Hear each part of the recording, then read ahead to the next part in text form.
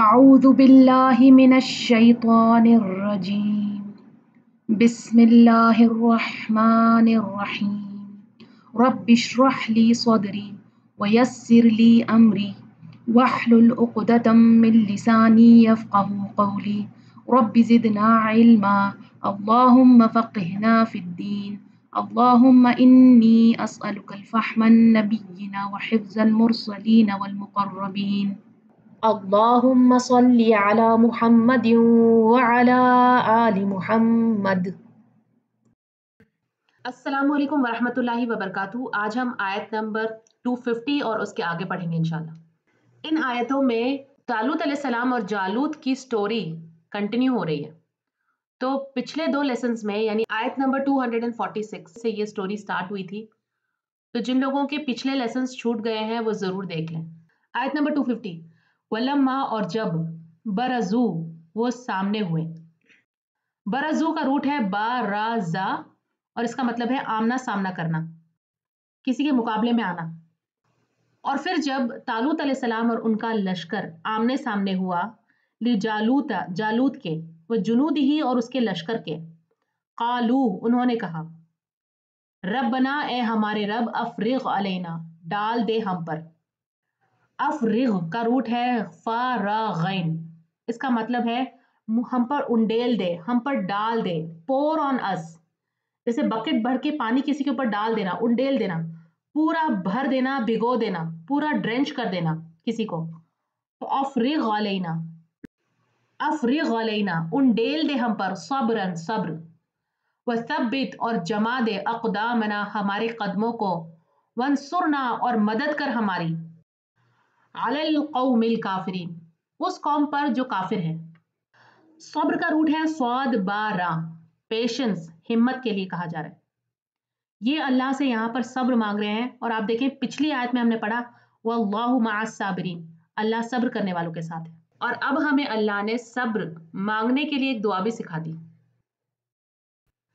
افرغ علینا صبرن، اللہ ہم پر صبر انڈیل دے، اتنا صبر کہ ہمارا دل بھر جائے، خالی پن نہ رہے۔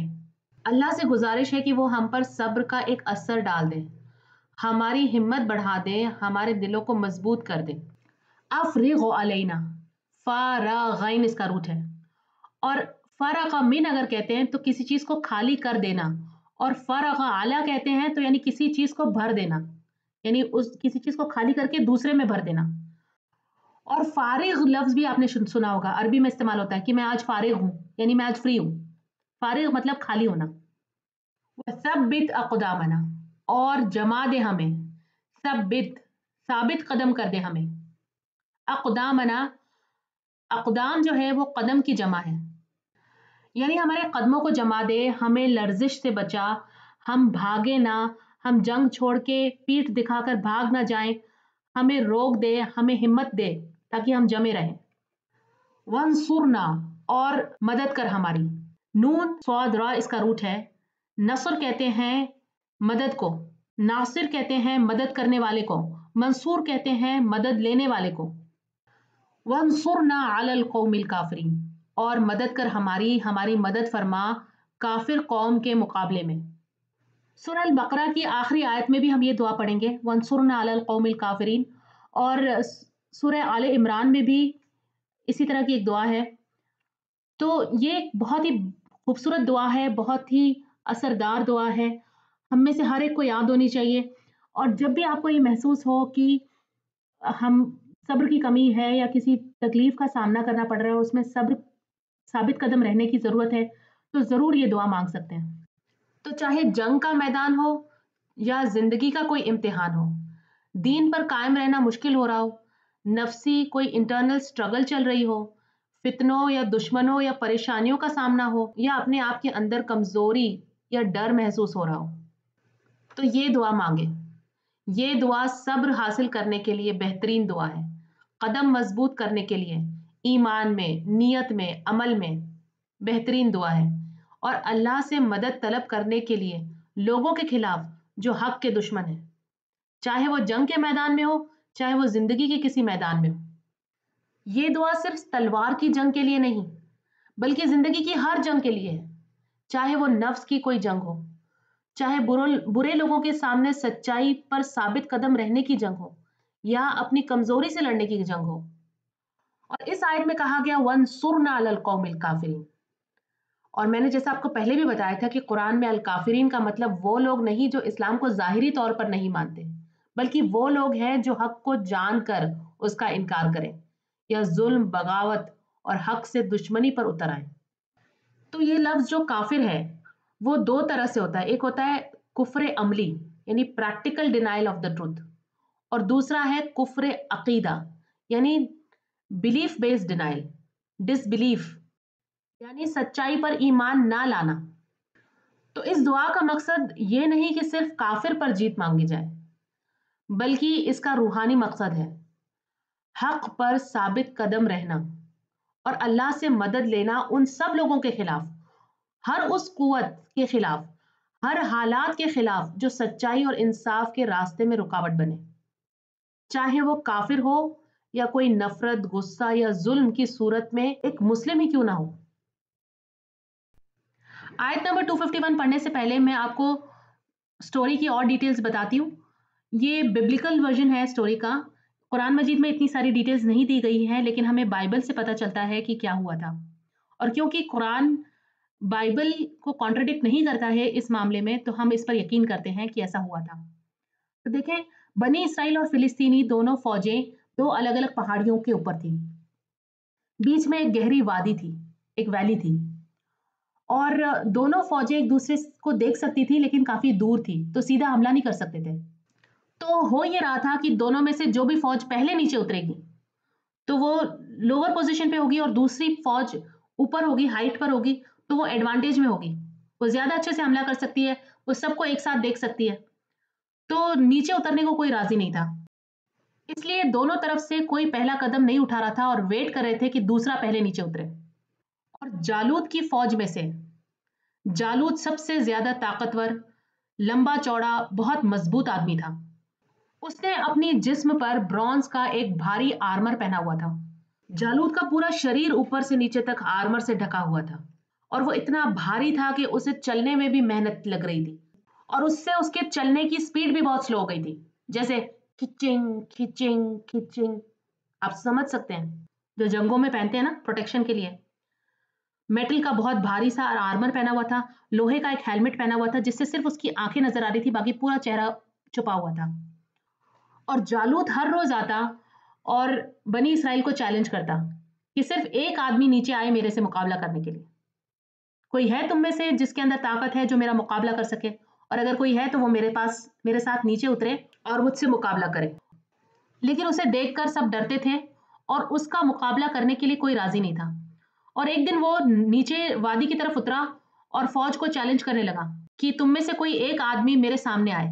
मगर तालूत की फौज में से सब डरे हुए थे, क्योंकि आगे बढ़ने की हिम्मत कोई नहीं कर पा रहा था, और आपस में बात कर रहे थे कि कौन जाएगा, कौन उससे लड़ेगा। इसी दौरान तालूत अलैहिस्सलाम की फौज में से एक छोटा सा लड़का जिसका नाम दाऊद था, और बाद में अल्लाह ने उन्हें नबी बनाया था, दाऊद अलैहिस्सलाम, जिसको बाइबल में डेविड कहा है, वो असल में फौज में पानी लाने और मदद करने के लिए आया था। ये मंजर देख रहा था और परेशान हो गया।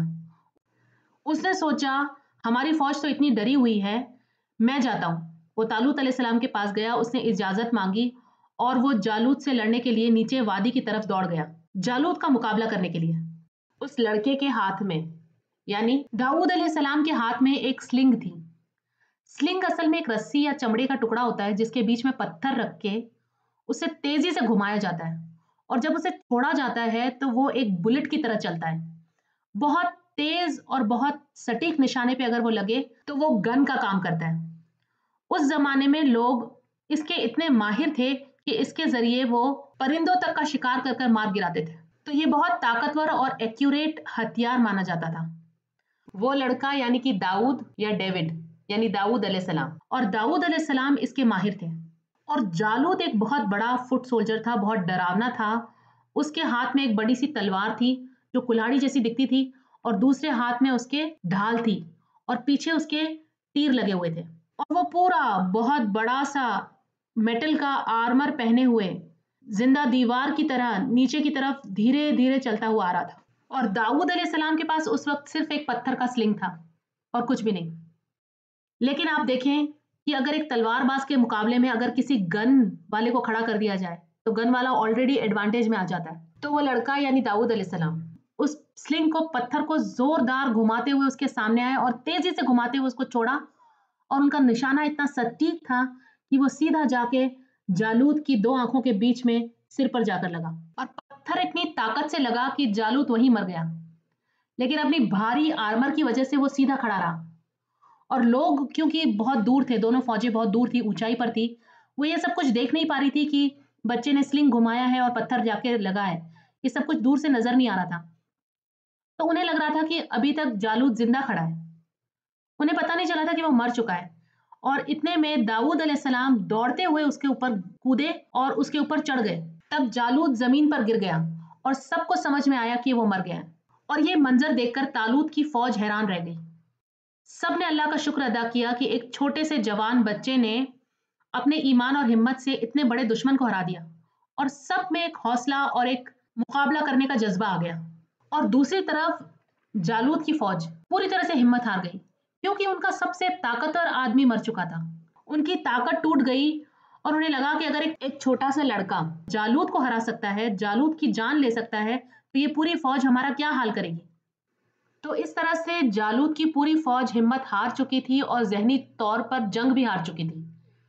اور طالوت علیہ السلام کی فوج میں بہت ہمت اور حوصلہ آ گیا تھا کہ اب ہم یہ جنگ ضرور جیت جائیں گے. آیت نمبر 251 فَهَزَمُوهُمْ تو انہوں نے شکست دے دی انہیں. فَهَزَمُوهُمْ میں جو فا آ رہا ہے اس کا معنی ہے تو، یعنی پچھلی آیت میں جو ہم نے دعا پڑھی اس کے نتیجے میں اللہ نے انہیں کامیابی دی اور جالوت کی قوم کو ان لوگوں نے شکست دے دی. ایسا کئی بار قرآن مجید میں ہوگا کہ ایک آیت آتی ہے جس میں دعا ہوتی ہے اور اس کی اگلی آیت میں اس کا نتیجہ ہوتا ہے کہ اس دعا کے نتیجے میں کیا فائدہ ہوا. یعنی طالوت علیہ السلام کی فوج نے جالوت کی فوج کو شکست دے دی. ہزموہم کا روٹ ہے ہا زا میم اور اس کا معنی ہوتا ہے شکست دے دینا.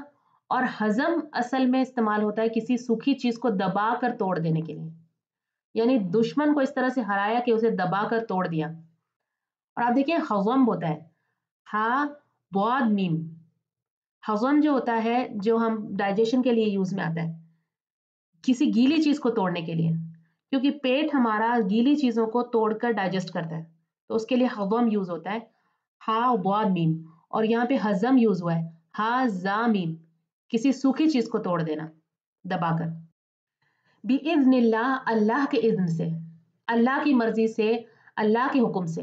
طالوت علیہ السلام کی چھوٹی سی فوج نے جالوت کی بڑی فوج کو شکست دے دی لیکن صرف اللہ کے اذن سے. یہاں اللہ دکھاتا ہے کہ جیت تعداد یا ہتھیاروں سے نہیں بلکہ توکل اور صبر سے ہوتی ہے. اللہ کی مرضی سے جیت حاصل ہوتی ہے. وَقَتَلَ دَاوُودُ جالوتا اور قتل کر دیا داؤد نے جالوت کو، جو میں نے آپ کو پیچھے سٹوری سنائی. داؤد علیہ السلام نے جالوت کو ایک پتھر سے مار کر قتل کر دیا.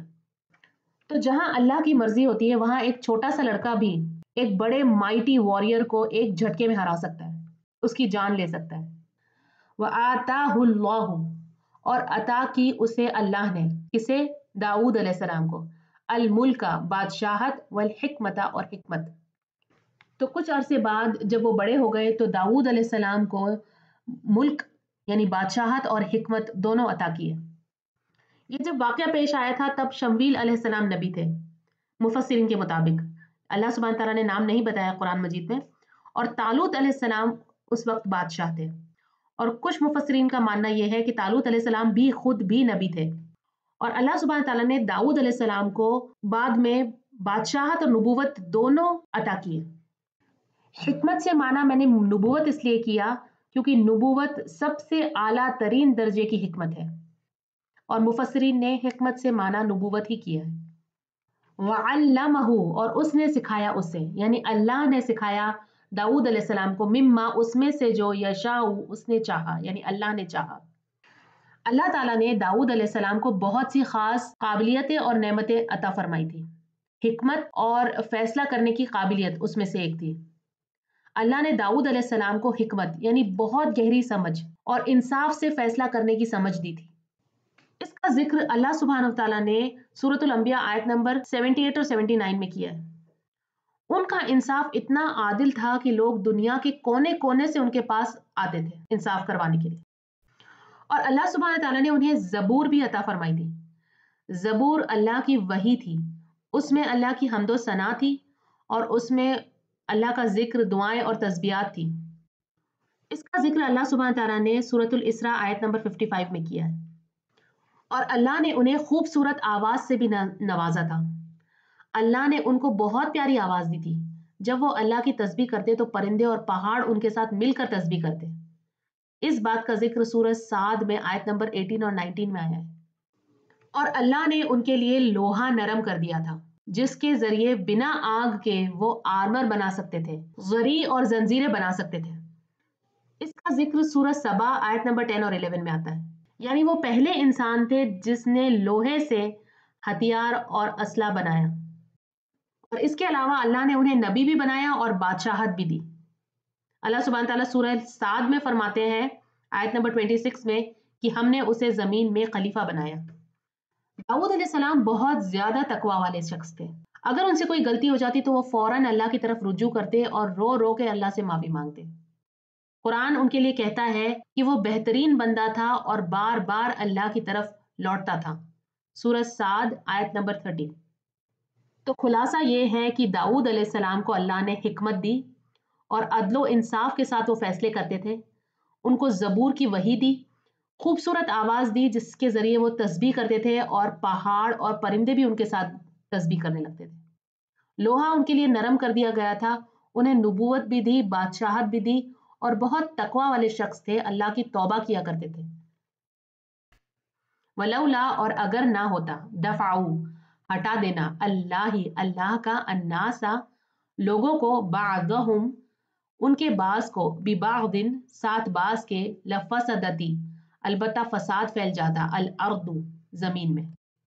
ولولا اور اگر نہ ہوتا، اگر اللہ نہ کرتا، دفع اللہ کی دفع کر دیتا اللہ، روکتا اللہ، دھکیلتا اللہ، الناسا لوگوں کو ایک دوسرے کے ذریعے، بعدہم ببعض اگر اللہ کچھ لوگوں کو دوسرے لوگوں کے ذریعے نہ روکتا، نہ دھکیلتا، تو پوری دنیا میں فتنہ، فساد اور ظلم بھر جاتا۔ پوری تاریخ میں، پوری ہسٹری میں اللہ نے ایک قوم کو دوسری قوم پر غالب کر کے رکھا تاکہ بعض لوگوں کا زور ٹوٹ جائے۔ اگر یہ نظام نہ ہوتا تو پوری دنیا میں بگاڑ ہو چکا ہوتا۔ لیکن اللہ ہر دور میں کچھ لوگوں کو دوسرے لوگوں کے ذریعے روکتا ہے۔ سلطنتیں اٹھتی ہیں، سلطنتیں گرتی ہیں، قومیں اٹھتی ہیں، قومیں گرتی ہیں، سماج اٹھتے ہیں، سماج گرتے ہیں، فرق نہیں پڑتا کہ وہ مسلمان ہیں یا نہیں۔ یہ اللہ کی سنت ہے کہ وہ ایک گروہ کو دوسرے گروہ سے بدل دیتا ہے۔ یہ اللہ کا نظام زندگی ہے۔ جیسے ایک انسان کی عمر ہوتی ہے اور پھر وہ مر جاتا ہے، اسی طرح سے ایک قوم کی بھی عمر ہوتی ہے، اس کے بعد وہ مٹ جاتی ہے۔ اسے دنیا کا طریقہ سمجھ لو۔ اگر یہ نظام نہ ہوتا تو پوری دنیا فساد اور تباہی سے بھر جاتی۔ یہی اللہ کا طریقہ ہے جس سے اللہ دنیا کو پاک کرتا ہے۔ اب آپ اسے مسلم قوموں اور غیر مسلم قوموں دونوں پر لاگو کر دیکھ سکتے ہیں۔ مومن قومیں جیسے بنی اسرائیل اس وقت کے مسلمان تھے۔ سوچیں، اللہ نے انہیں قدرت دی تھی، طاقت دی تھی، تو ہمیں لگتا ہے کہ پھر ہمیشہ کے لیے ان کے پاس رہنی چاہیے تھی کیونکہ وہ تو مسلمان تھے اس وقت کے۔ لیکن ان کے اوپر بھی زوال آیا، فرعونیوں نے ان کے اوپر حکومت کی، ان کے اوپر ظلم و زیادتی کی، پھر فرعونیوں کو ہٹا دیا گیا اور اللہ نے انہیں دوبارہ انڈیپینڈنٹ کیا۔ اس کے بعد انہوں نے پھر سے نافرمانیاں کی، اور ابھی ہم نے پڑھا ان آیتوں میں کہ فلسطینیوں نے اور بیبیلونین نے ان کے اوپر حملہ کیا اور انہیں ہرا دیا اور ان کا تابوت سکینہ چھین کر ان سے لے گئے۔ تو ہمیں لگتا ہے کہ اللہ نے جب ایمان والوں کو قدرت دی تھی، طاقت دی تھی، تو پھر بعد میں کفاروں کو کیوں دے دی گئی؟ تھرو آؤٹ ہسٹری آپ دیکھیں گے کہ ایسا ہوتا رہا ہے اور آج بھی ہو رہا ہے۔ مومن قوموں کے پاس جب طاقت آتی ہے، قوت آتی ہے، عزت انہیں ملتی ہے، پھر وہ اللہ کی ناشکری کرنے لگتے ہیں، پھر وہ نافرمانیاں کرنے لگتے ہیں، پھر وہ گھمنڈ کرتے ہیں، پھر وہ دنیا داری میں پڑ جاتے ہیں، پھر وہ سمجھنے لگتے ہیں کہ زمین ان کی ہے، حکومت کا حق ان کا ہے، اور وہ بھول جاتے ہیں کہ زمین اللہ کی ہے۔ اور جب ایسے حالات آتے ہیں کہ وہ صرف طاقت کے پیچھے بھاگ رہے ہوتے ہیں اور دین کو بھول جاتے ہیں، تب اللہ ان سے ان کی قدرت چھین لیتا ہے، کیونکہ ان کا اس وقت قدرت میں رہنا اسلام کا نام خراب کر دیتا ہے۔ تو اللہ کہتا ہے کہ تم اب قدرت کے لائق نہیں ہو، پھر اللہ انہیں ہٹا دیتا ہے اور دوسروں کو لے آتا ہے ان کی جگہ، اور چاہے وہ ایمان والے ہوں یا نہ ہو. اور پھر جب ان میں بگاڑ آتا ہے، وہ ظلم و زیادتی پھیلانے لگتے ہیں، تو ان کو ہٹا دیا جاتا ہے اور ان کی جگہ کوئی اور آ جاتا ہے. جیسے اللہ نے بنی اسرائیل کے ساتھ کیا، جب ان میں بگاڑ آیا تو ان سے عزت چھین لی، ان کو ان کے دشمن کے ذریعے شکست دے دی، بیبیلونینز اور فلسطینیوں کے ہاتھوں انہیں گرا دیا، وہ ان کا تابوت سکینہ ان سے چھین کر لے گئے. پھر انہوں نے توبہ کی، ان کے اندر سدھار آیا، ان کے اندر جب نبی آئے، پھر اللہ نے دوبارہ انہیں طاقت دی، ان کے دشمن پر غلبہ عطا کیا، پھر وہ انہوں نے اپنے دشمنوں کو شکست دی. ہر دور میں یہ ہوتا رہا ہے، مومنوں کو ظالموں کے ہاتھوں شکست دی. پھر مومنوں کو یہ سمجھ آیا کہ اللہ نے ہم سے فضل چھین لیا ہے.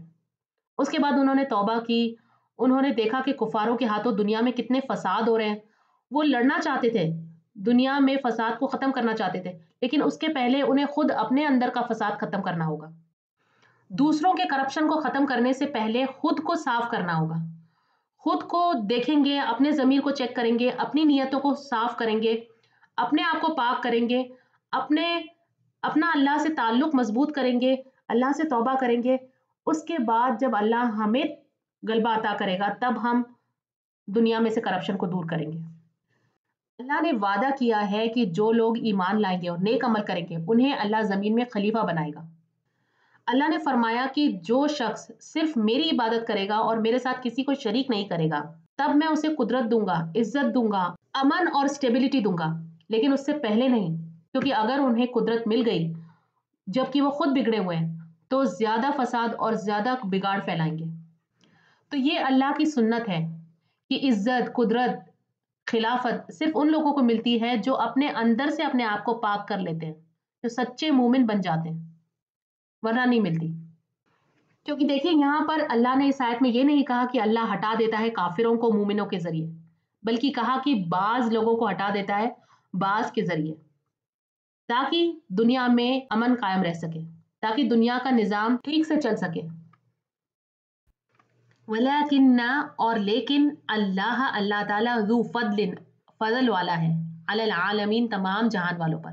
فضل کا روٹ ہے فا ضاد لام، اس کی گریس، اس کی باؤنٹی، اس کی مہربانی ہر ایک کے لیے ہے، تمام جہان والوں پر، سارے لوگوں پر، ساری قوموں پر، ساری حکومتوں پر، ساری سرکاروں پر، ساری گروپس پر، کسی کو نہیں چھوڑا، کیونکہ وہ تمام جہان والوں کا رب ہے، رب العالمین ہے. ذو فضل میں دو زیر کی تنوین آ رہی ہے، نکرہ ہے، کامن ناؤن ہے. کہنے کا مطلب یہ ہے کہ اس کا فضل الگ الگ قوموں پر الگ الگ ہے، مختلف لوگوں پر مختلف طریقے سے اس نے فضل کیا ہے. کسی قوم کو اس نے بہت زیادہ کریٹیوٹی دی ہے، کسی کو بہت زیادہ ہیومن ریسورس ملے ہیں، کسی کے پاس نیچرل ریسورس ہے، کسی کے پاس بہت زیادہ انٹیلیجنس ہے، بہت زیادہ ذہنی طاقت ہے، بہت زیادہ کسی کے اندر تجارت کے اندر اس کو صلاحیت دی ہے، وہ بہت زیادہ، کسی قوم کے پاس مالی قوت بہت زیادہ ہے، کسی کے پاس ہتھیار بہت زیادہ ہے. ہر قوم کو الگ الگ صلاحیت اور الگ الگ نعمتوں سے نوازا ہے، اس کا فضل ہر ایک پر ہے. لیکن جب کوئی قوم حد سے زیادہ طاقت حاصل کر کے بگڑ جاتی ہے تو اللہ اسے ہٹا دیتا ہے، دوسری قوم کو اس کی جگہ لے آتا ہے. پھر جب وہ دوسری قوم بگڑ جاتی ہے تو تیسری کو لے آتا ہے، اس کو بھی ہٹا دیتا ہے. یہ اللہ کا نظام ہے، یہ اللہ کا طریقہ ہے جو ہسٹری سے چلتا آ رہا ہے.